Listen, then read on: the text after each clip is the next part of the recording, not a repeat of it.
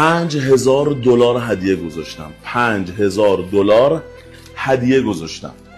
این همه روستا رفتم، روستای الیت رفتم واسه یه تریبونی که دارم، واسه اینکه مردم واقعیت رو بفهمن. خیلی ها اومدن کامنت گذاشتن که واسه فالوور و ویو رفتم. تو که زیر پتو بودی، چرا یهو برای ویو فالوور سر از الیت در آوردی؟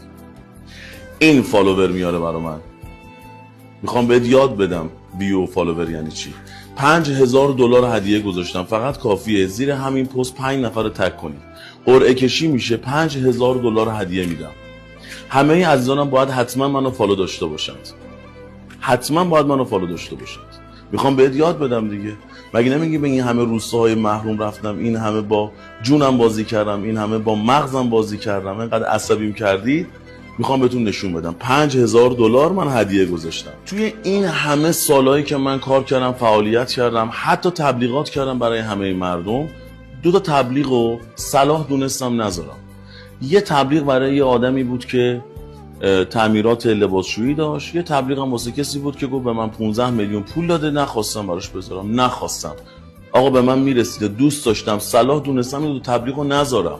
آی وای دوست کلاهبردار فلان. من 500 میلیون الان هدیه گذاشتم. 5 نفر رو تگ بکنید، 5 نفر رو تگ بکنید، قرعه کشی میشه. همه عزیزانم حتما باید منو فالو داشته باشند. اون عزیزانی هم که اول فالو میکنن توی اون اپلیکیشنی که دارم، امتیاز برنده شدنشون توی اینکه اسمشون تو قرعه در بیاد بیشتره. یا علی مدد.